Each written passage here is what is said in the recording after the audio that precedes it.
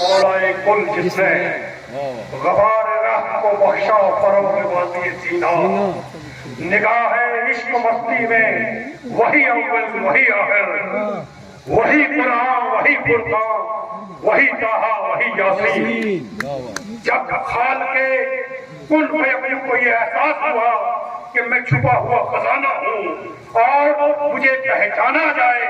تو اس نے نبی اکرم صلی اللہ علیہ وآلہ وسلم کے نور کو خلق کیا، اور نور کو خلق کرنے کے بعد وہاں پہ رکھا جہاں پہ اعلان یزدی ہوا کہ اس نور اعلیٰ کی زیارت صرف یزدہ میں ہوتی رہے گی۔ اور وہ کب کا نور تھا، کہاں کا نور تھا، کہاں کا تھا، اس کے لیے جب سید ملائکہ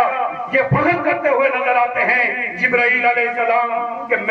مجھے خدا نے سب سے پہلے مبعوث کیا، میں خدا سے باتیں کرتا ہوں، پھر خدا کے پیغمبروں سے باتیں کرتا ہوں، تو خدا کو یہ چیز نازل بن گئی، تو خدا نے فرمایا کہ میرے حبیب کو آسمانوں پہ لے کے آؤ۔ وہ فرشتہ نبی پاک صلی اللہ علیہ وسلم کو آسمانوں پہ لے کے گیا، لیکن سدرۃ المنتہا پہ پہنچ کے عرض کرنے لگا کہ یا نبی میری پہنچ یہی ہے، میں اس سے آگے نہیں جا سکتا۔ بس خدا نے کہا کہ تیری اوقات اتنی ہے، اس سے آگے جو اوقات ہے وہ اسی کی اوقات ہے جس کو سب سے پہلے میں نے مدد کیا، اور میں اپنے وجود کو دنیا کے سامنے منانے کے لیے اس کو رکھا۔ تو جبرائیل کو بھی ماننا پڑا کہ زمین سے پہلے، فلک سے پہلے، زمین سے پہلے، فلک سے پہلے، طلوع شمس و قمر سے پہلے وجود نور محمدی تھا، وجود عقل و نظر سے پہلے۔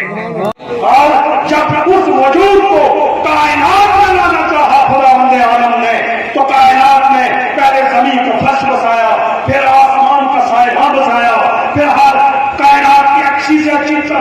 تخلیق کی گئی۔ اس کے بعد نبیوں کو بھیجا گیا، ابن آدم کو بھیجا گیا، ابن آدم کی تخلیق کی گئی، ابن آدم کی تربیت کا انتظام کیا گیا، نبیوں میں پیغمبروں کو بھیجا گیا، پیغمبروں میں رسولوں کو بھیجا گیا، اور ہر ایک نے آ کے یہ کہا کہ ابھی وہ آنے والا ہے جس کے لیے یہ کائنات بنائی گئی ہے، ابھی وہ آنے والا ہے جو رحمت للعالمین ہوگا، ابھی وہ آنے والا ہے کہ جس کو رحمت للعالمین کا لقب دیا جائے گا، جو کائنات سے پیدا ہونے سے لے کر قیامت تک کے لیے رحمت ہے، ہر انسان پہ رحمت ہے، ہر ذات پہ رحمت ہے، ہر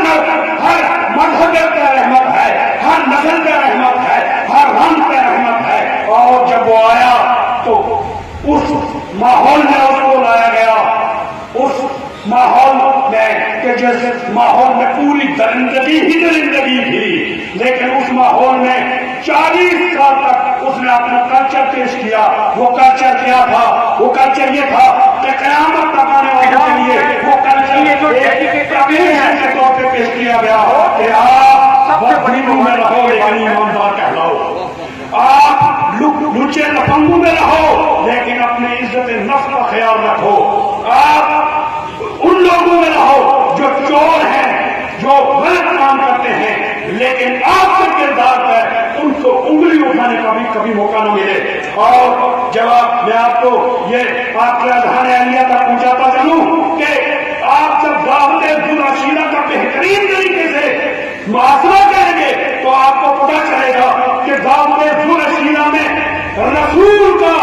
انکار کسی نے نہیں کیا، خدا کا انکار کیا ہے۔